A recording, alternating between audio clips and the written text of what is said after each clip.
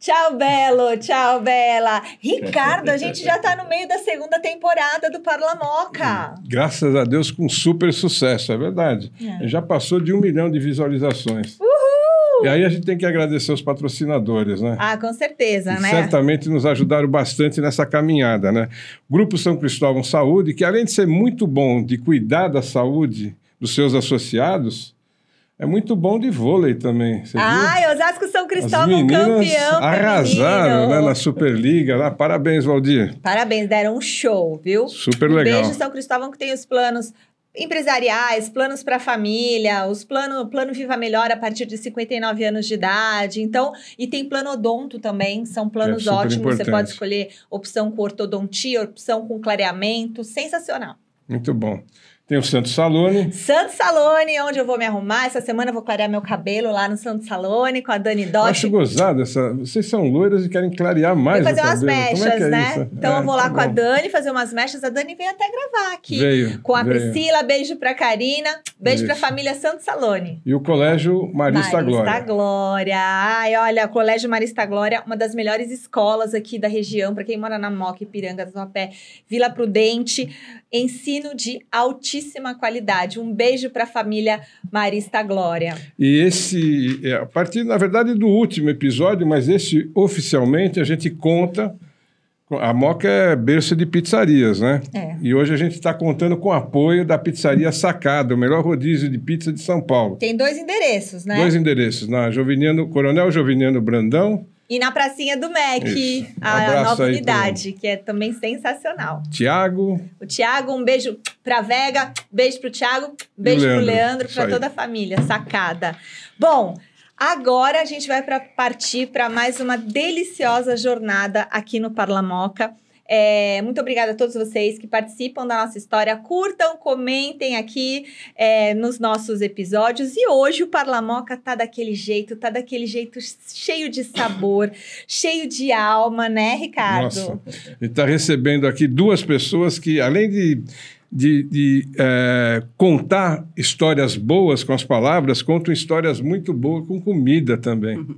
Ela é uma comunicadora que...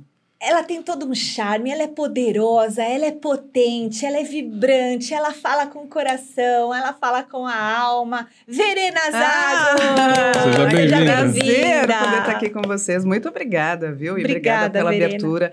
É bom saber, né, que a gente fala com a alma. Essa é a minha proposta de vida. Até porque passar por essa vida e não trazer o seu melhor através da comunicação da fala, para mim não faz o menor sentido. Maravilha. Vocês fazem isso muito bem, assisti vários episódios, parabéns. Muito obrigado. E que bom que a gente está aqui fazendo parte prazer dessa é jornada nosso. de vocês. Muito bom ter você com a gente, bom, querida. quem viu, acho que já viu quem está junto dele. Não dá para não ver, né? É verdade. Não dá para dizer. Não dá. Aqui, entendeu? Chefe Marcelo Nagata, o mago das panelas. Que maravilha! Muito obrigado pelo convite. Né? Hoje vamos estar aqui contando história, né, Verena? Contando história. Contando história. Para rir, para se emocionar, para se rir, conectar. para se emocionar. Isso mesmo. É isso aí. Parlamoca, dá o play e vem com a gente. Isso aí. Bom, vamos começar aqui. Quero começar perguntando para a Verena, minha querida. Verena, você começou na televisão há bastante tempo, né? 28 anos. Então, Verena, o que mudou nessa trajetória para você, do começo até hoje, a Verena no começo, a Verena de hoje? A Verena continua sendo a mesma. Eu só busco ser melhor todos os dias, melhor hoje do que ontem. Como eu disse, eu acho que não tem sentido passar por essa vida sem aprender a servir, e a gente faz isso através da comunicação. Por isso que eu acredito que a comunicação é poder. Como eu fui parar no meio da TV... Não foi sonhado, não foi planejado, não foi uma coisa que eu queria muito. Foi muito acaso. É mesmo? Foi muito acaso. Foi uma oportunidade que eu disse sim. E quantas oportunidades a gente não deixa, né? Às vezes com medo. Sim, é verdade.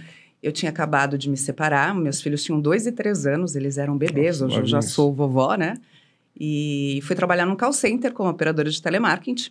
E a gente fazia muito link. Não sei se vocês lembram disso, mas era muito comum fazer link. Até hoje né? Mas é que naquela época era muito bom o retorno. Nós fazíamos... Era a empresa moderno, era né? moderna. Exato. A empresa fazia muito link por telefone em rádios. Várias rádios. Rádio Record, Rádio Globo, Capital, enfim. E aí a pessoa que fazia era uma jornalista que foi contratada para isso, teve um problema de saúde, não pôde estar lá, e o diretor da empresa entrou no call center, porque eu era uma operadora de telemarketing, né? Foi um emprego que eu consegui depois da separação. Eu preciso de ajuda, eu preciso que alguém vá falar com o Paulinho Boa Pessoa, que faça o anúncio. Paulinho e não tinha ninguém para Pessoa. ajudar com o Paulinho Boa Pessoa. Foi o primeiro comunicador que eu tive o contato e que foi incrível. E aí ninguém quis. Falei, posso tentar te ajudar? E aí eu fiz. Quando eu terminei de fazer o link, ele ligou para o dono da empresa e disse, quem é essa mulher? Ela tem uma voz maravilhosa, você tem que aproveitar. Eu falei, a minha voz? Olha! Você tem que aproveitar, enfim. Acabei ficando meio período como operadora de telemarketing, meio período eu fazia rádio para ele por telefone. Depois eu comecei a fazer pessoalmente. Aí fazia Paulinho Boa Pessoa, Sônia Abrão, Eli Correia, grandes comunicadores na época, quer dizer, até hoje, né? Mas naquela época eles estavam muito em evidência. E aconteceu a mesma coisa com a TV. Como a gente fazia muito link na Rádio Record especialmente, nós ganhamos uma bonificação para fazer o merchan na Ana Maria Braga, que na época era no Note a Note. Ninguém quis ir. Eu falei, tudo bem, eu vou. Ótimo. Foi tua estreia. Eu não tinha nem roupa e nem sapato para isso. Só. A dona da empresa foi comigo, a esposa, né, do dono, foi comigo no shopping comprar uma roupa para a gente poder ir para Record. E aí eu comecei ali e nunca mais parei, 28 anos. Você disse sim para a oportunidade. Pois é, Disse eu sim. vejo aqui a Michele, que também é mãe de 3 crianças, né? A correria que ela faz para conciliar a vida dela com a TV Sim. e tal. Você com 2 crianças pequenas, 2 e 3 anos, como é que foi conciliar, vamos dizer, ser mãe solo e ao mesmo tempo conciliar essa loucura de televisão também, né? Eu acho que nós somos movidos por motivação, né? Uma motivação maior. Tem que ter um propósito maior na vida. Não foi fácil, foi um processo bem difícil, até porque quando eu cheguei na TV, existia ali uma turminha, uma panelinha, e eu não fui muito bem aceita, porque era uma novata. né? E eu era uma novata, né? Não é como hoje, que o merchan, todo mundo vai. Não, naquela época, as pessoas eram contratadas, e tinha ali aquela turminha. E tiveram dias que eu cheguei na minha casa e disse, não, gente, isso não é para mim, eu não quero voltar mais, não vou mais. Mas aí eu olhava para os meus filhos e dizia, não, peraí. Eu vou. Eu não busquei essa oportunidade, ela veio. E se veio foi porque Deus colocou, então eu vou seguir. Com choro, sem choro, com dor, com calo no pé, porque eu nunca tinha usado salto, imagina a minha vida inteira, eu andava de chinelo, de tênis. E aí comecei a usar salto, fazia bolha, vambora. E desde então... Foi um sucesso, né, Verena? Teve um período que eu fui capa da Folha de São Paulo, eu tinha mais horas de TV do que a apresentadora mais famosa na época, que era Ana Maria Braga, porque eu fazia muitos merchans. Eu cheguei a fazer 32 merchans em um único dia. Eu começava na Band. Sim. Começava na Band de manhã, 8 horas da manhã, que era o programa da Olga Bongiovanni, e terminava no Ratinho. Eu também tive o prazer de trabalhar com o Ratinho um longo período, que foi uma grande escola. Caramba. Legal. Maravilhoso. E aí, chefe? Né? Chefe, essa correria, essa vida sempre assim, cheia de emoções e tudo mais. Quando foi que você descobriu que o seu lugar no mundo era ali na cozinha? Que a cozinha era um dos lugares, né? Que você se sentia ali à vontade, que você tinha esse dom, porque Sim, é um dom, né? É um dom maravilhoso. Na verdade, começou dentro de casa, né? Dona Nadir, minha mãe, era sensacional. Ela pegava um matinho no fundo do quintal e transformava. Olha. Né? Eu venho de uma família de 6 irmãos, né? Que na época meu pai era motorista de ônibus, né? Meu pai se aposentou na CMTC São Paulo. Olha, na época que estava privatizando, aí ele falou, não, agora eu vou me aposentar. Mesmo assim, ele trabalhou mais 10 anos, né? Então, era aquela rotina, né? Será que a fama dos japoneses no trânsito foi por conta do teu pai, não? Olha, eu vou te falar uma coisa, hein, Ricardo? O meu pai sempre foi aquele motorista exemplar. Eu nunca, assim, em toda a história dele, nunca ouvi falar assim, bateu. Meu pai era aquele cara que não faltava trabalho. Ele seguia. Eu nunca vi meu pai faltar no trabalho. Loucura, né? Sério, nunca vi. E sua mãe que cozinhava? E minha mãe ficava em casa cuidando dos 6 filhos. Nossa então, então, como era bem difícil naquela época as coisas, a minha mãe falava, meus filhos não podem comer chuchu, salada de chuchu todo dia, né? A gente tinha galinhas no quintal, Você morava onde, A Nagati? gente morava no interior de São Paulo, Jundiaí. Jundiaí, pertinho. E a minha mãe plantava, fazia a hortinha dela, né? Então ali ela criava. Ela pegava um chuchu, fazia um bolinho, ela pegava um chuchu, fazia a milanesa. Então tinha que ter essa diversidade dentro da cozinha para que a gente não enjoasse. A criatividade vinha daí já, né? Às vezes, não tem carne hoje. Vamos fazer um canelão de boi. Olha. Né? E a gente faz com uma abobrinha, né? Mas por quê? Precisava ter aquela vitamina, né? Sim. Os filhos dela precisavam ter aquela vitamina. A minha mãe era muito entendida nessa parte, né? E como ela veio da roça, aquela pessoa que trabalhava na roça, na lavoura, né? O Ricardo conhece um pouco da história da minha mãe e do meu pai, né? Verdade. E vieram lá do Mato Grosso do Sul. Minha mãe era boia fria. Olha. O meu pai era o filho do fazendeiro. Seu pai era o filho do fazendeiro e a sua mãe era boia fria. Eles se apaixonaram? Minha mãe trabalhava na roça de algodão, né? E meu pai tinha um casamento prometido, né? Família Bom, não japonesa. deu certo. Era a tradição deles, né? Eles tinham, né, aquela... Casar dentro do... casar dentro daquele padrão deles e tinha que ser japonês. Uhum. E meu pai quebrou essa regra. Vixe, né? imagina. Ele fugiu com a minha mãe. Fugiu com a mãe. Nossa! Simples assim. Simples assim. Meu avô foi pro Japão, meu avô gostava muito de teatro, aquele teatro japonês, né? Que nossos antepassados e ancestrais eram samurais, gostavam muito dessa coisa de teatro. E ele pegou para ir do Japão para participar de um teatro, né? E meu tchan era sensacional, era muito comunicativo também, mas ele seguia aquela doutrina, sabe? Aquela coisa bem oriental. Titã é o nono. É o nono. É o nono. É o nono. É. Da parte de mãe é o nono, né? E aí, o que acontece? Aproveitaram, né, esse em período Que ele foi pro Japão? pro Japão, Ih. né, para casar. E ó, Aí legal, a irmã mais velha Bora. da minha mãe falou assim, não, Naide, pode deixar aqui, a gente arruma um vestido. E aí o meu tio Didi foi correr, todos eles se juntaram e Que legal. o casamento que legal. dele. Olha que história Quando o meu boa. avô voltou, ele já estava casado. Conclusão, meu pai foi deserdado, Putz. né, na época. Aí, com o decorrer dos anos, né, eles foram aceitando Se e viram que reaproximaram. aquilo era, né, Deserdado, mas mandado embora, tipo... mandado embora mesmo. Ah, tá. O meu pai, ele a única coisa que ele sabia fazer na época era dirigir, porque ele dirigia os caminhões, os tratores da fazenda, na época, né? E minha mãe e meu pai foi morar em Ilha Solteira, Ah, sim. Caramba. né? Tem uma barragem em Ilha Solteira, Famosa, né? né? E meu pai foi trabalhar lá. Ele foi trabalhar lá, ajudar a cavar aquela barragem. Entendeu? Trabalhava naquelas escavadeiras, sabe? E minha mãe mesmo falava assim, eu não aguento comer mais peixe salgado. Porque ele construiu uma casinha na beira da barragem e os dois foram morar lá. Putz. O meu irmão, o Marcos, ele nasceu em Três Lagoas, ali encostado, Aham. né? Porque eles moravam ali na beira da barragem. Então ele não tinha geladeira, então ele salgava os peixes e guardava.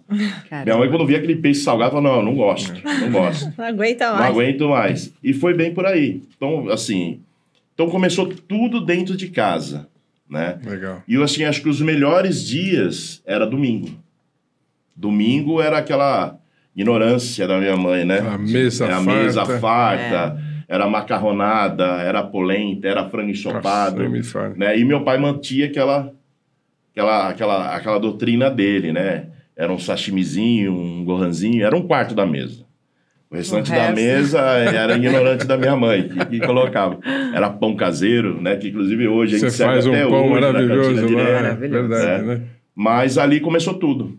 Uns 12 anos, eu passei em frente a uma padaria, né? E era 2 portugueses. Isso em Jundiaí? Não, a gente morou um período aqui na Zona Leste, na Ponte Rasa, Tá. né? Era uma padaria muito antiga. E eu queria trabalhar. 12 anos eu queria trabalhar. Porque naquela época eu já tinha um entendimento, né, do sacrifício do meu pai e tudo. E eu queria ter minhas coisas. Olha, 12 anos. E aí eu falei assim, tem vaga aí? Eu falei assim, tem vaga de balconista. Mas eu não posso te contratar, né? Porque você é menor de Menor, idade. né? Se o seu pai vir aqui, a gente dá um jeito. Aí eu fiquei uma semana na cola do meu pai, né? Segura a vaga aí que eu Vou trazer. vou trazer meu pai aqui. Até que eu consegui convencer meu pai, ele foi lá e comecei a trabalhar.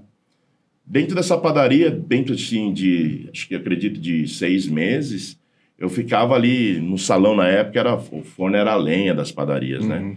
Eu ficava ali rodeando ali, eu lembro até hoje, era um padeiro que o pessoal chamava de Chiquinho. Chiquinho, mas como que é isso, né? Como que coloca o pão? Como é? Aí ia na confeitaria e ficava criando. Aí o confeiteiro falava, sai daqui, moleque. Sai daqui, moleque. E eu ficava ali, sabe? Eu queria aprender aquele creme gostoso. Lembra aquele sonho? Sim. O sonho era maravilhoso. Eu era fissurado naquele creme, né? E fui aprendendo. Aprendendo. Mas a maior escola que eu tive mesmo dentro da gastronomia foi viver cozinha todos os dias, né? Sim. Tinha um sonho de sair, né, para trabalhar em um bom restaurante, né? Cheguei a fazer aquelas rotinas de entrar 5 horas da manhã num restaurante e sair 3, 4 horas da tarde. E você também trabalhou em navio? Trabalhei. Viajou muito? Viajei, Como já que trabalhei. é essa? Conta pra na verdade, a minha carreira mesmo... Europa. Profissional mesmo, começou aqui em São Paulo, né? Foi quando eu consegui uma chance de trabalhar no Fasano, né? Legal. E ali foi na época do Luciano Borseja, a época que era a glória do Fasano. Nossa, tá? Que escola maravilhosa, hein? Era a época mesmo que o Fasano estava mesmo... Anos de ouro. Voando, né? E ali eu fiquei por um bom período. Eu fiquei acho que em torno de 5 ou 6 anos ali. Eu lembro que o Luciano, ele estava saindo na época do Fasano. E ele me convidou para ir para um novo projeto, que na época o Abílio Diniz estava junto com ele. Estava abrindo um restaurante ali na Veiga Filho, o Cardinale. E eu não quis. Eu falei, Luciano, daqui para frente eu vou seguir minha carreira, né? Vou me dedicar à minha carreira. E ele chegou e falou para mim, chefe, porque, cara, eu acredito que você tem que viajar.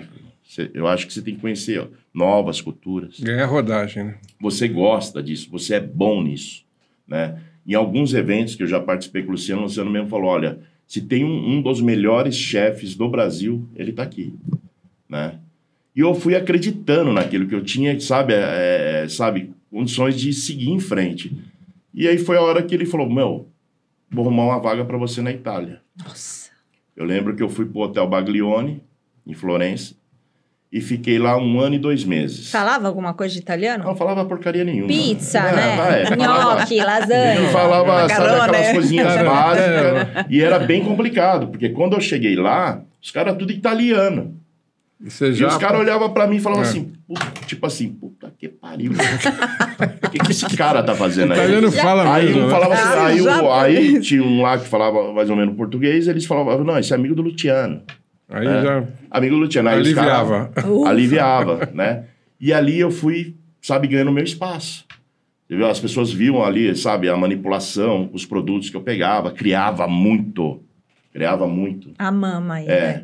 Criava muito. E ali fui ficando. E aí eu falei assim, bom, já tô aqui mesmo, né? Vou tentar ir aqui mais próximo. Fui pra França. Fiquei lá mais 6 meses. É só escola boa, né? Mas eu fui mesmo para conhecer cultura, porque eu acho que assim, o chefe, para ele falar, eu sou um chefe de cozinha, ele tem que ter domínio. Ele tem que criar e já saber o que ele já está criando. Né? E ali eu fui, sabe, cavando. Fiquei mais 6 meses na Espanha. Né? Fui para Catalunha, esperando uma vaga para estagiar. Conseguiu? Consegui. Conheci cozinha molecular, sabe? E fui aprendendo. Isso tudo vai te dando repertório também, né? Na hora que você estiver na cozinha. E quando eu voltei, eu já falei assim, bom, eu vou fazer um pouco de cada estado, né? Aí fui para Minas Gerais, Belo Horizonte mesmo, eu tenho alguns projetos lá que hoje são um sucesso em Belo Horizonte, tem prêmio Veja, são casas bem premiadas. Depois fui para Vitória, fui para o Rio de Janeiro e fiquei fazendo essa questão de consultoria, né? Ia abrir Rio de Janeiro mesmo. Rio de Janeiro, essa onda de rodízio, porque você chegava no Rio de Janeiro, tinha rodízio de galeto, tinha rodízio de petisco, tinha rodízio de tudo, né? E lá eu fui implantando essas coisas, né? Porque tinha restaurantes, principalmente o Deck. Se você já foi no Rio de Janeiro, em Copacabana, do lado do Hotel Copacabana, tem um restaurante chamado Deck. Eu não sei se existe ainda, E eu dei consultoria naquele restaurante. Eles tinham um galeto. Eu falei assim, vamos implantar um rodízio de galeto aqui. Vocês estão aqui com toda a clientela na mão, né? E deu muito certo. Aí deu aquela luz. Falei, bom, vamos começar. Certo, vamos embora, né? Vamos embora. Aí vamos fazer rodízio de petisco. E foi colocando. Aí fui implantando. Fui para Curitiba, fiquei um pouco em Curitiba. E fui passando nas principais capitais, né? Em 2000, acho que foi 2009, acho que 2008, 2009, voltei para São Paulo, mas eu já estava em Belo Horizonte, trabalhava num grupo muito grande, eu era diretor gastronômico lá, e pegando os projetos do grupo e desenvolvendo. O que eu fazia? Pegava os mineiros, os 2 empresários, que eram o Pedro e o Gilberto, faz assim, a gente está com um projeto, a gente quer abrir uma forneria. Faz assim, você vai em tal lugar em São Paulo. Conhece lá. Por exemplo, tem um olegário mesmo que é no bairro de Lourdes, em Belo Horizonte, que é um projeto que eles vieram aqui no Veridiana, São Paulo, conhecer. A pizzaria? A pizzaria, Eles queriam abrir uma forneria e tal. Eu falei, olha, vai lá, conhece. Depois vocês me falam. Aí eles vieram, passaram um final de semana aqui, tudo. Nossa, né, sensacional. Bom, a gente vai fazer isso e melhor do que isso. Quanto vocês têm? Falava bem assim. Quanto vocês têm para gastar? Temos X. A gente vai gastar X. Sempre menos. Sim. Sempre menos. Né?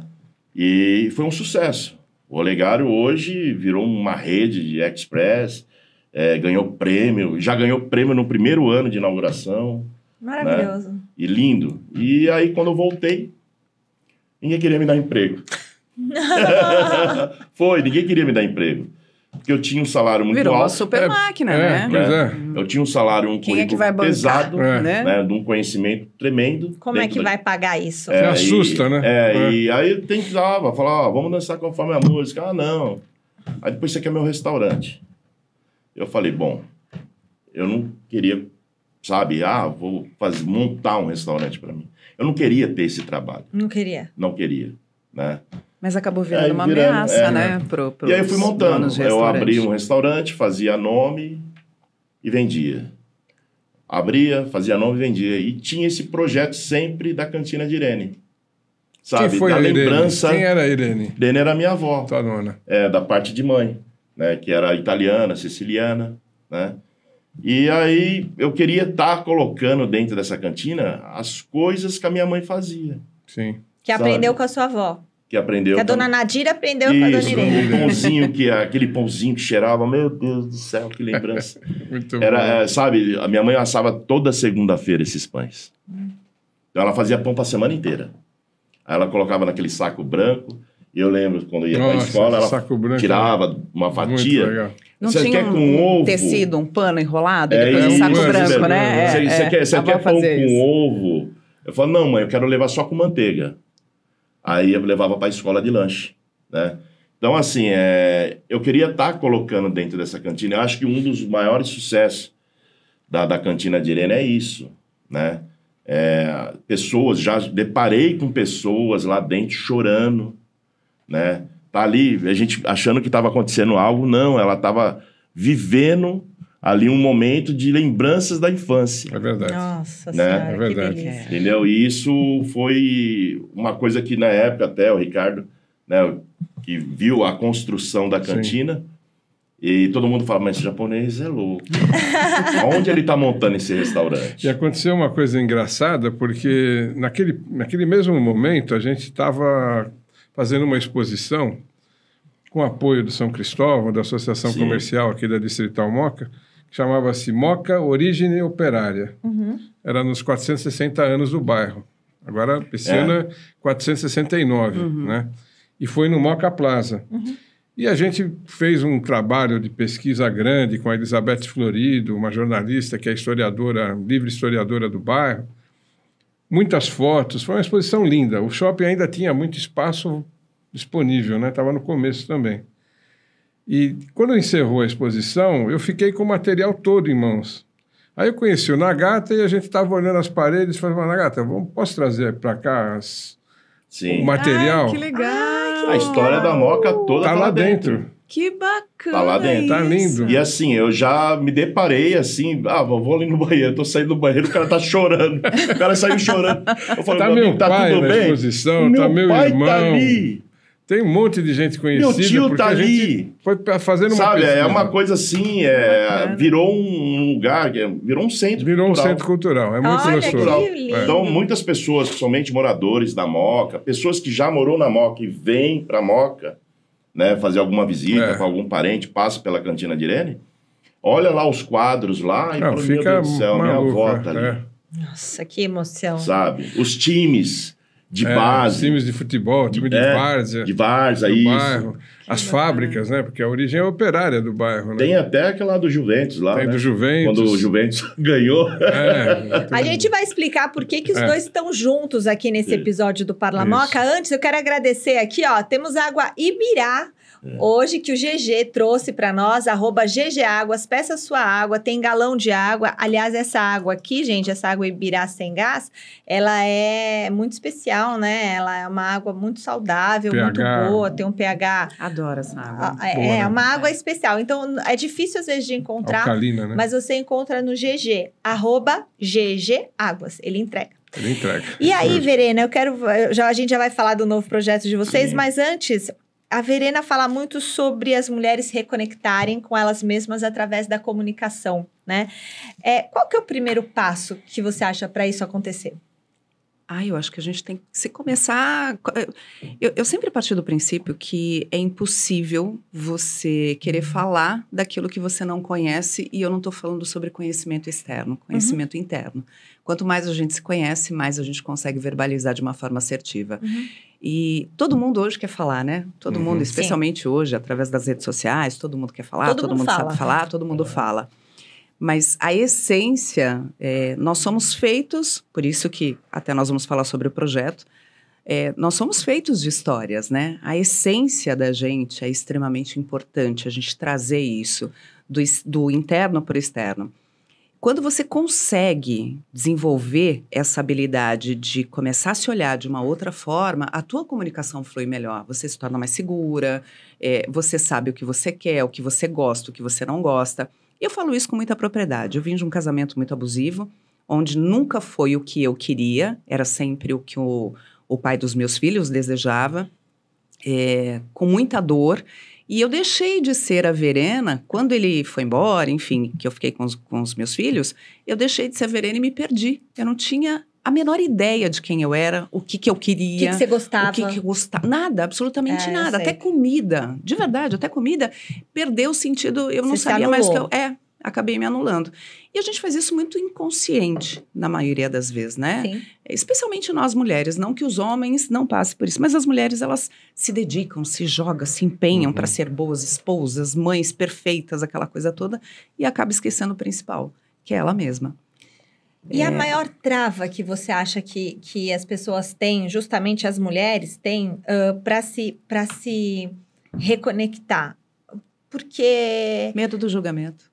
É isso? É isso, sem dúvida. Medo de ser julgada pelo companheiro, pelos filhos, pela sociedade.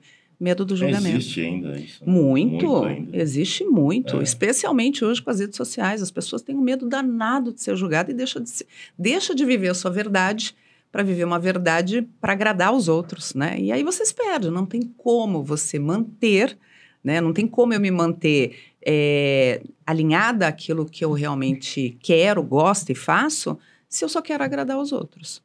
Aí fica extremamente... Eu ia te perguntar isso, se as redes sociais mais ajudam, mais atrapalham, mais né? atrapalha, Nessa questão da conexão eu acho entre que tudo na vida tem que ter um equilíbrio. As redes sociais, eu acho que é 50-50. Ajuda e atrapalha, mas depende de qual é a história que você quer criar para a sua vida. Eu uso muito as redes sociais a meu favor, com coisas que de fato vai fazer a diferença e que vai agregar. Eu não uso as redes sociais para me comparar, né? E a maioria das pessoas acabam se perdendo nesse eixo da comparação, né? Na comparação. Até meus filhos, minha filha pergunta para mim, mãe, quando que eu vou poder ter rede social? Ela tem 9 anos. Eu falei assim, quando você tiver 18. Quando você tiver 30 anos, minha filha, responda. 18! Não, porque para nós é difícil quando a gente tem alguma crítica. Para uma criança. Imagina para uma criança. É verdade, né? Ela É não muito tem uma difícil, formação ainda, né? É uma reverberação muito grande. É né? difícil, ela não, mas eu quero postar o conteúdo. É que, na verdade, as redes sociais, elas perdeu o controle. Não tem o controle. Não tem. As pessoas têm uma máquina na mão de comunicação. É muito perigoso se a pessoa não tiver muito dúvida. Não tiver muito seguro de si. Né? Porque às vezes a gente, quando lê uma crítica, a gente fica triste, fala assim, puxa vida, nossa, né? É não verdade isso, porque às vezes você vê lá um negócio que é verdade, mas não é verdade que te machuca. Aí você fala, bom, imagina para uma criança. Mas uma crítica é diferente de uma maldade. Ah, sim. Né? Eu costumo, tem críticas... É que tem maldade que é disfarçada de crítica. Exatamente. Também, né? Mas a gente tem que aprender a olhar desse jeito, sabe, Mi? Porque senão... E não tem como eu olhar alguma coisa que às vezes até é verdade, uma crítica que é construtiva e dizer, caramba, isso é verdade, isso não é, vou melhorar aqui ou ali, e não sentir. A gente sente, óbvio.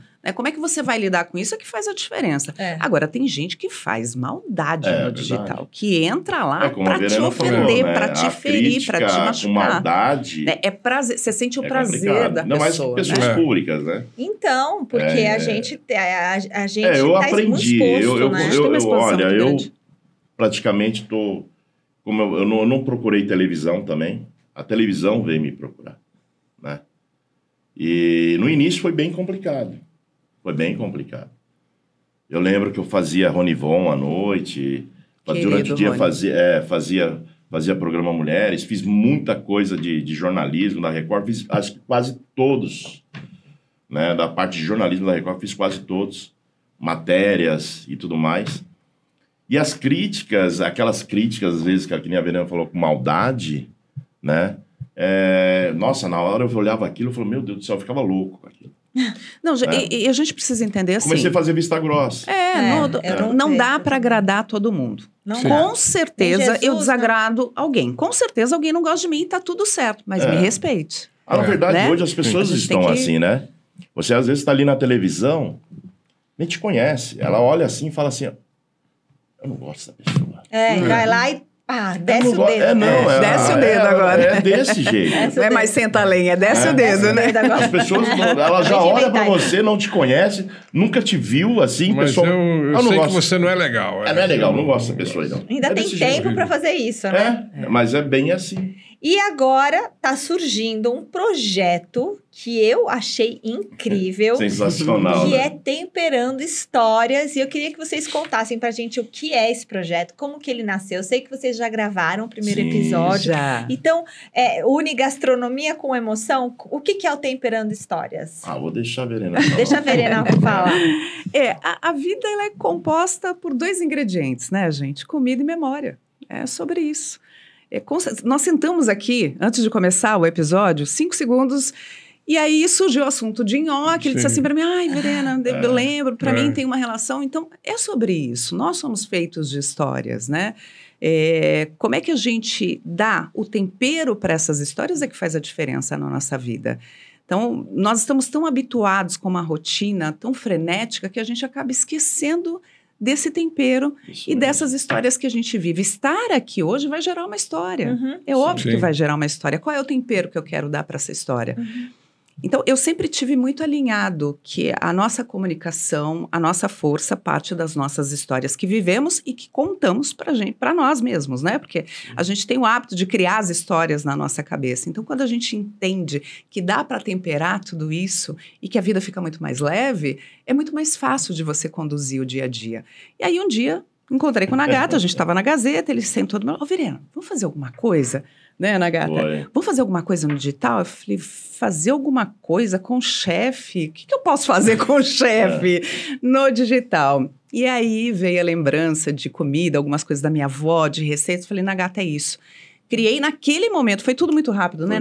Naquele momento eu criei 2 nomes. Eu falei, Temperando Histórias e Cozinha Criativa. Ele, Temperando Histórias. Eu falei, então fechou, Temperando Histórias. É muito bom. E agora eu vou começar a criar o roteiro. Então a proposta do Temperando Histórias é dar voz para as histórias que são esquecidas e que muitas vezes, doloridas, silenciosas, a gente só está dando voz para histórias, unindo a comida e a história, as memórias. Estarem sempre ali registradas, assim, exatamente. E o interessante, né?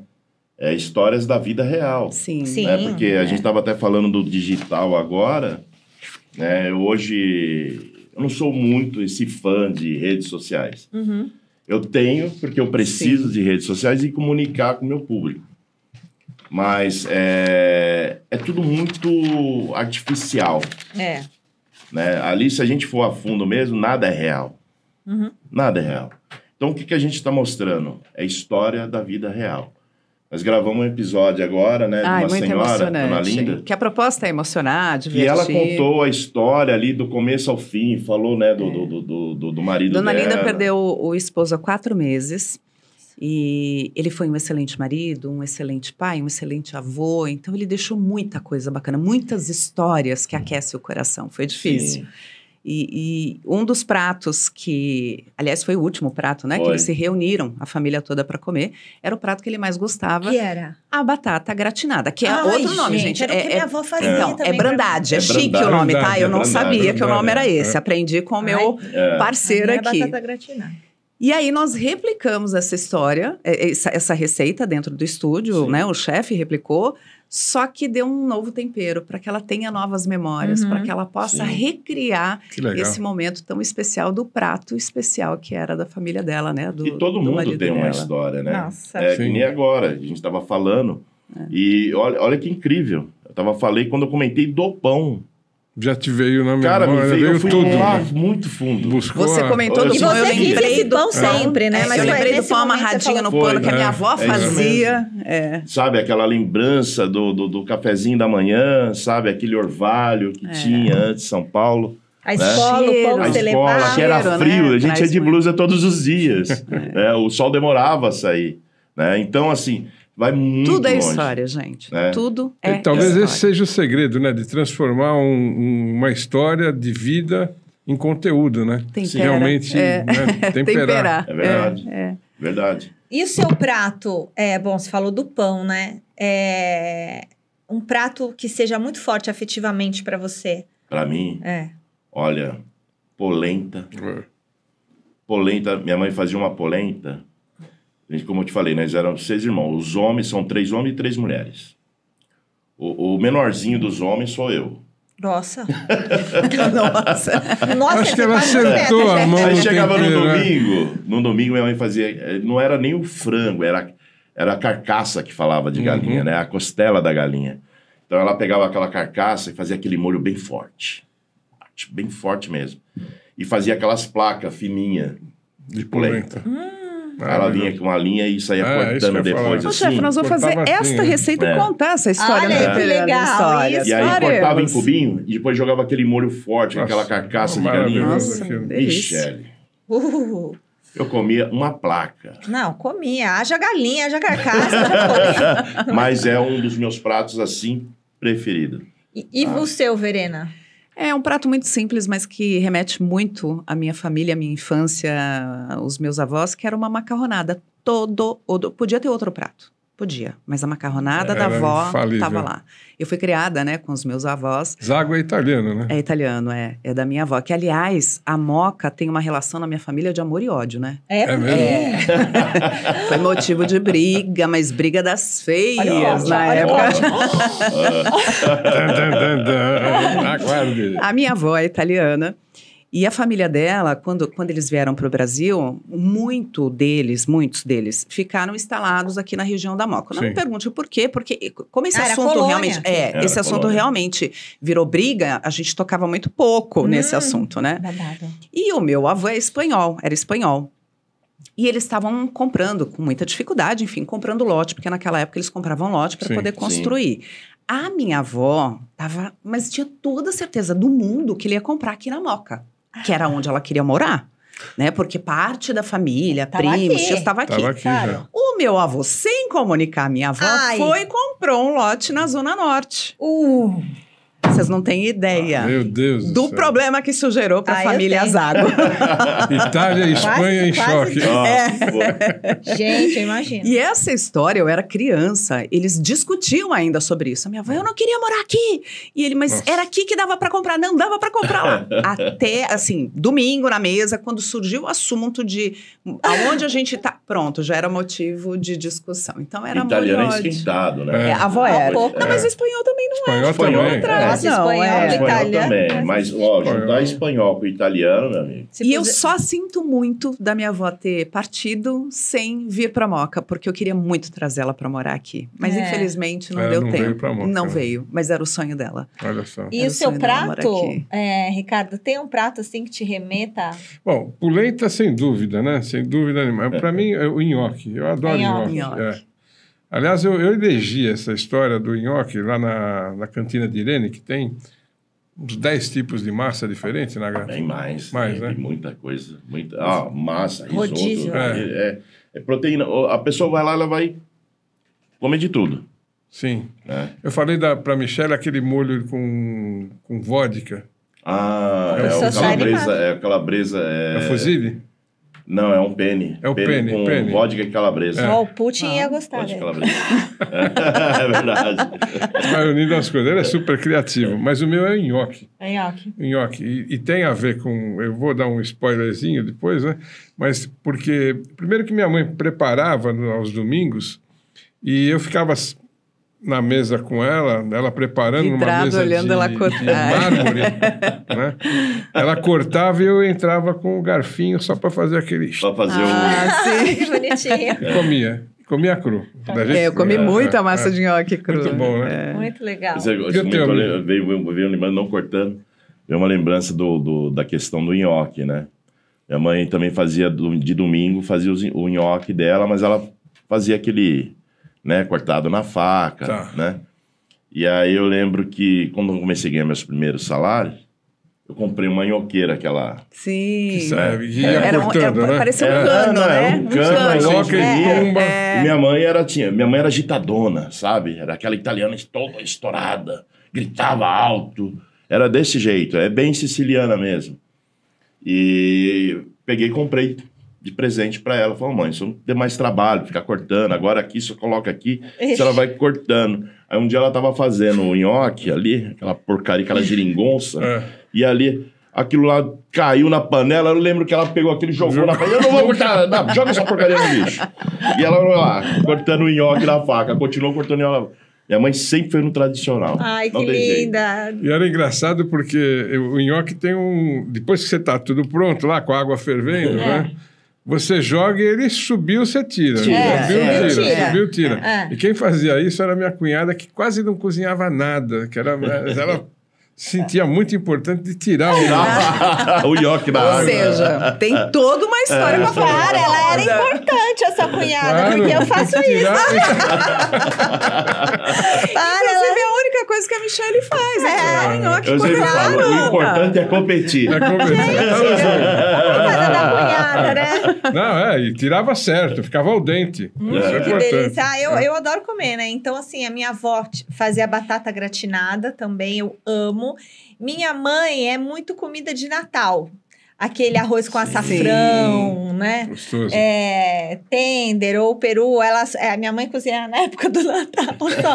E a minha avó que era mais o dia a dia, né? O pudim da avó, esse tipo de coisa. O diretor não está se aguentando. Tem que perguntar para ele qual é. O meu é Brachola. Brachola. O diretor é Brachola. Aí é bom, hein? E a Moca, ela é feita de história e tempero. Se vocês fossem gravar um episódio aqui, o Temperando Histórias aqui na Moca, que história ou que prato que não poderia faltar? Nós já falamos sobre isso, né? Sobre minimamente uns 3, 4 episódios do Temperando História vai ser na Moca. Vai girar aqui em volta focado da Moca. do bairro. Até porque faz parte da nossa história, da história do Nagata e da história da bem Pereira, bacana, né? Porque e aqui tem muita história, gente. Na minha cantina mesmo, a gente tem aqueles bancos de praça. Eu gosto de sentar ali. Eu adoro sentar naqueles bancos. E eu fico ali, se eu ficar ali 2 horas, levanta, senta, conta um pouco de história. Praça da Alegria. Sabe? Ô, Nagata, tudo bem? Senta aí. Vamos tomar, quer um cafezinho? Senta aí. E conta história. E conversa, E conta história. Inclusive, o primeiro prato, você perguntou, a gente pensa muito na macarronada. Sim, Em transformar essa macarronada. Você sabe? Ué, fervo água, põe o macarrão. Mas e o molho? Abro a lata e põe. Aí, Ótima, maravilhosa. tá vendo? Olha lá. Sabe. Ou Pronto, eu quem disse que ligo você e não sabe? encomendo. E aí, e o tempero da história, então tem essa questão da conversa, Sim. de fazer, né? E a macarronada. Como é A gente como faz é tudo bom. ali. É tudo na hora, feito na hora, colocado no prato. Como histórias. Como histórias. Mas Bem temperadas. o lance qual é? O convidado adianta alguma coisa? Você prepara o prato que o convidado... Na A verdade, gente sempre busca um prato primeiro Ah, tá. e para entender a história dessa pessoa. Ah, E legal. todo mundo tem, né? Todo mundo tem, Absolutamente todo mundo. Legal. Que foi o caso da Dona Linda. O nosso próximo episódio é a história de... Essa história vai ser bem bacana, que é a história de uma pequena empreendedora. Ela faz doces, salgados para poder vender. E queria dar né? Ela tem uma história muito legal, não vou adiantar aqui, Tá né? bom, Mas não dá. ela tem uma história muito bacana de vida, muito desafiadora, a Dona Ritinha, e a gente vai dar um up para que ela possa melhorar as vendas delas com Ah, que receitas legal. temperadas Ah, do que legal. Nagata. Ela e faz com- doce? Pode ser doce ou salgado? todos. A gente- que na for. verdade, O o que que nós for. vamos, o que for, mas o que a que gente for. vai focar ali é para que ela possa aumentar a renda dela. E o Nagata é especialista nisso, né? Ele tem receitas simples, fáceis, que rende tem muito. Com Impressionante. certeza. Então, é trazer a oportunidade para essa pequena A empreendedora. consultoria para Sim. ela, né? Ao É, a mesmo gente, tempo. vai, a gente Consultoria. vai trazer uma É. consultoria e contar a história dela, que é muito emocionante. É muito legal. A história dela é sensacional. Cadê a raquete? Cadê a Raquel? É que tem um bicho aqui que voando tá- aqui e eu adoro a raquete.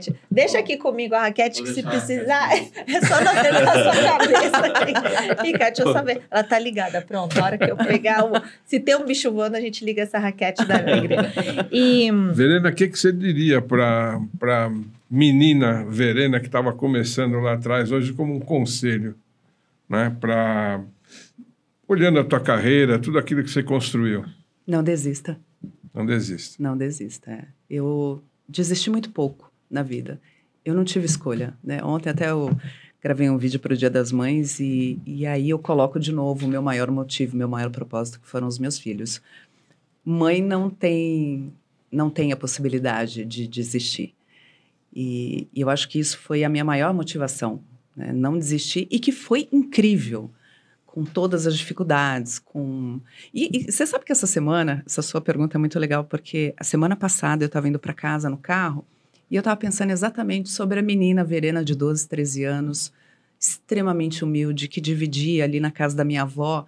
Nunca faltou, mas nunca teve em excesso. Um bife para 6, 7 pessoas, sabe? Que bom que eu não desisti. E eu espero de verdade que você não desista dos seus sonhos, não desista de quem você é, da sua história, honre a sua história e não desista. Independe da sua idade, só vai. só vai com Só medo, vai. mas vai, né? Vai. Verdade. Chefe, e você? O que você poderia falar para aquele menino Nagata e para quem está assistindo a gente aqui O menino também? Nagata ainda sonha, né? Tá aí, né? Tá aqui. Tá aqui. Quem sonha diz muito. que não é o menino Nagata? Ah, é um moleque. Tá viu? vendo? Eu Eu fiz acredito. clareamento. Tá vendo? Eu fui lá, ó. Fiz o clareamento, tô clareando. Fiz umas luzes. Mas ficou muito branca. Tá ótimo. Bom, o menino Nagata ainda sonha e continua, né? Trabalhando, desenvolvendo projetos, né? Dando oportunidade a pessoas, né? Que sempre estão ao meu redor. Às vezes eu olho aquilo lá e falo assim, acho que o caminho não é esse. Eu acho que tudo é possível. Tudo é possível. Primeira coisa que você tem que ter. Olha, eu quero isso para minha vida. O objetivo. O objetivo é aquele, acredita, não escuta ninguém. Sempre vai ter alguém que vai falar para você, não vai. Eu não escuto. O Ricardo me conhece um pouco. Já tentaram me... Não, eu sigo. É minha intuição. Né? Então, assim, eu sempre aconselho todas as pessoas que querem crescer na vida, né? E, claro, a gente põe Deus em primeiro lugar. Sim. Eu sempre coloquei Deus em primeiro lugar em tudo que eu vou fazer. Né? Minha mãe, meu pai sempre ensinou, filho, e não perca a sua humildade. Você vai chegar em qualquer lugar desse mundo, uma umidade. Então, muitas vezes as pessoas veem o Nagata muito sério, né, Michele? Nossa senhora. Nossa senhora mesmo. Ele lá na Gazeta eu não queria nem papo com o Nagata quando eu conheci. Mas eu acho assim, que o primeiro impacto do Nagata sempre tem essa questão, né? As pessoas sempre fui assim, né? E eu acho que a gente tem que entregar aos poucos, porque a gente tem que conhecer as pessoas. Sim. Ah, legal isso. Né? Eu aprendi muito isso com a vida, né? Nesse decorrer desses anos, viajando, trabalhando fora. E a concorrência, né? Que você tem que enfrentar todos os dias, né? E aí você vai conhecendo aos poucos, vai entregando aos poucos. Não te cortando, Nagata, mas eu preciso contar um episódio que aconteceu com a gente no final de semana que foi muito engraçado. E aí eu entendo que a gente está muito conectado mesmo. Embora nós somos muito diferentes, a gente está muito conectado. Por isso que esse projeto é feito com alma, com amor, com coração, sabe? No sábado ele me mandou, tava friozinho, né? No sábado agora, ele mandou uma mensagem que ele estava saindo do trabalho lá do restaurante, já era quase 10 horas da noite. Acho que era entre 9 e 10 horas. Oi, sócia, tudo bem? Bom, se eu te conheço, você tá aí na sua casa de meia, pijama, moletom, no máximo com a sua netinha. Aí eu não respondi, eu mandei um vídeo. Sabe onde eu tava? Debaixo de uma chuva, frio, correndo 5 quilômetros. Caramba. Debaixo de um baita áudio, dançando, mandei um vídeo. Aí eu brinquei com ela, falei assim, ô sócia, onde você comprou essa droga? Me dá... Eu não te conheço, sócia. Onde você comprou essa droga? Aí eu respondi pra ele, eu falei, de fato, você não me conhece. Mas a gente tá... Ele tava saindo ali porque ele acredita no que ele tava fazendo, porque ele realmente estava dedicando. A gente sabe que no dia seguinte seria um dia muito importante, de grande movimento na cantina. E eu tava ali fazendo o que meu coração tava, sabe, chovendo, mas tava chovendo muito. Vambora, fui correr. Mas não pegou uma gripe, um resfriado, nada? Que gripe, menina? Imagina, a gente tá vivendo. Não, quando você sai pra viver, não tem gripe. Que tem nada que pare. É acreditar. E a gente acredita muito, sabe? Maravilhoso. Sabe? Esse projeto novo, no dia mesmo que a gente estava gravando o piloto... A energia foi incrível. A energia foi muito boa. Aí já vê. E ali eu já fui longe. Já foi longe. E onde a pessoa pode assistir e qual vai ser a frequência? Uma vez por semana, neste primeiro momento, né? Nós vamos fazer essa primeira temporada uma vez por semana, porque a gente também está se adaptando com todas essas histórias. Mas o nosso projeto, a nossa intenção é fazer diário mesmo. Nós vamos encarar. Daqui a pouquinho a gente vai trazer histórias diárias no Temperando Histórias. E qual é o endereço? @temperandohistorias.oficial. @temperandohistorias.oficial nas redes sociais, no canal do YouTube. Chefe, qual o ingrediente mais importante da vida, dentro e fora da cozinha? Amor. Amor. Seu também, né? Amor, sempre. Amor supera tudo. Amor ressignifica tudo. Para mim é amor. E que a gente possa exalar amor, né? Isso mesmo, isso é uma lição de vida, né? Amor vem de Deus, né? Eu acho que as pessoas hoje estão precisando. O mundo, né? O mundo. O mundo, as pessoas estão se distanciando. As pessoas, já fala, né? O nosso símbolo, né? Que é o coração, né? Eu acho que o amor aqui tem que ter só amor. O que é mágoa, você joga pro universo. O universo cuida. Se você deixar sua mágoa aqui, vai te fazer muito mal, nada de bom vai entrar na sua vida. Nada. Com certeza. É um conselho que eu sempre dou para as pessoas. Olha, tira daí. Tira. Deixa aberto. Porque se você deixar aberto, as coisas boas vão chegar. E uma das coisas que eu aprendi na vida é que a gente só consegue dar aquilo que de fato a gente tem. Então, aprenda a se amar. Se olhe com respeito, com carinho. O mesmo respeito, o mesmo carinho que você olha para as pessoas que você ama, traz isso para você. Se ame, porque aí o amor exala. A gente consegue passar isso de uma forma muito genuína. Maravilhoso. Que legal, né? Verena, você... desculpa, só ia perguntar. A Verena, fora a cantina de Irene... Você conhece algum? Você frequenta algum outro local aqui na Moca? Não frequento, meu amigo, mas por conta da história da avó. Eu fiquei... É verdade, gente. Eu não podia nem passar na frente. Quando eu penso em vir em algum lugar aqui na Moca... Vou dar uma bandeira da Moca. Cadê a minha avó? Cadê a minha avó? Mas eu tô me curando disso também. A avó não conseguiu vir, mas eu posso vir por ela, né? Viver novas histórias por ela, né? E na Gata? Não entendi. Aqui na Moca, assim, os seus lugares. Você tem tempo de frequentar algum bar, restaurante? Eu passo, Os meninos só trabalham, gente. Eu passo, né? Eu sou o tipo da pessoa que eu passo nos lugares. Às vezes eu tô passando em frente, às vezes, numa loja de um amigo. Eu vou para ele tomar um café. Aí eles até estranham. Padoca, você tem alguma? Monte Líbano, né? Monte Líbano, você Monte Líbano, eu gosto de passar lá, comer um pãozinho com manteiga, né? Quando eu consigo, na chapa. Quando eu consigo, eu passo lá. Eu sei fazer isso. E assim, e o meu restaurante, Belo. Claro. É isso a aí. Cantina de Irene. Cantina de Irene. Eu sento lá, eu gosto sempre de pegar o tradicional, né? Que é o espaguete com porpeta. Você também faz o que eu faço, então? O espaguete com porpeta. Elegeu só põe espaguete ou capelete. Tá. Põe um capelete de carne um pouquinho, põe um pouquinho de espaguete com porpeta aqui. Aí eu experimento. Quando eu vejo, que essa é auditoria, né? Auditoria. Eu vejo que o espaguete tá bom, o molho tá bom, eu sei que tudo tá bom. Eu não preciso ver os outros. Entendi. Se eu pegar ali, que na verdade é o simples. É o simples. O difícil é fazer o simples, o simples. Se eu sentir que o simples não tá bom, aí eu vou pra cozinha. Falo, gente, não tá legal. Aí eu começo, os meus cozinheiros já me conhecem. Eu vou beliscando. Não tá legal. O que aconteceu com esse pelado que chegou aí? Não ferveram bem, não cozinhou bem? Porque você tem os procedimentos, mas não é ciência exata, né? Não. Tem ingrediente, tem quem está preparando, a energia, tem tudo. Pelo ali, né? contrário, essa receita que a gente fez, ele foi colocando, eu fui ajudando, né, como assistente. Gente, ele não tem medida para nada, ele vai colocando e dá certo. Mas é um segredinho que eu já até contei várias vezes. O resultado final ficou perfeito do molho branco, que eu não dou conta de fazer, na maioria das vezes. Vai fazer 14 anos que eu faço programa Mulheres. Já acontece esse segredo já. A minha vida é corrida, né? Então, às vezes ali a produção tá pedindo, Nagata, manda as opções. Ixi, e aí? Aí eu falo, o que pode fazer, o que não pode fazer, tá? Aí, não pode fazer isso, falo, tô te dando essas opções. Carne, tá tudo. Nagata, esse aqui. Tá bom, peraí que eu já vou desenrolar aqui. Os ingredientes. Aí eu já desenrolo a receita, ali eu já crio o prato.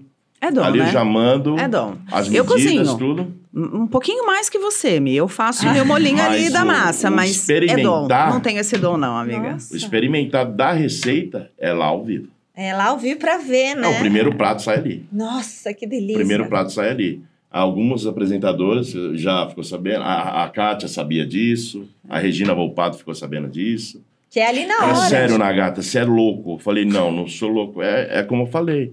É o domínio sobre os produtos. O que você cria, né? Por isso que eu sempre falo, eu sou chefe. Tá? Não existe faculdade para chefe. Não, né? Que, aliás, no Temperando História, no primeiro episódio, a dona Linda nós contamos a história dela, ela contou, enfim, mas não estava no estúdio. E no final, ela foi pessoalmente, o Nagata não sabia, ela foi pessoalmente experimentar a batata. Ele não sabia. Foi experimentar. Nossa, super aprovou. Ela é fã do Nagata, chorou horrores. Foi muito emocionante. @temperandohistorias.oficial. Muito obrigada, Verena. A gente que agradece. Muito obrigada, chefe Marcelo bem Nagata. Legal, eu adorei. Foi muito gostoso ter vocês aqui. Estão convidados não só a assistir o Temperando História, mas também participar com a gente. Vai ser um prazer. O Ricardo já falou Mas eu tenho outros, eu tenho uma relação de pratos que... Michele também, vai pensando aí. Então. A temporada toda com o Ricardo. Eu morava numa vila, então a troca de receitas era uma coisa absurda. Tem um coelho, a moda alemã que minha mãe tem no livrinho dela, eu vou levar o livrinho de receita para você ver. Agora o livrinho. É de 2 dias, esse é mais demorado. 2 dias? Ô, louco, velho. Você já não dá para botar um episódio. A temporada. Pessoal, muito obrigada mais uma vez, meus queridos. Obrigada a você que curte o Parlamoca, compartilhe o Parlamoca, deixe seu comentário aí pra gente também. E a gente se encontra no próximo episódio. Tchau, Belo. Tchau, Bela. Bye. Tchau, gente. Obrigada, viu? Muito obrigada. Obrigada, muito legal. Muito gostoso. Muito legal.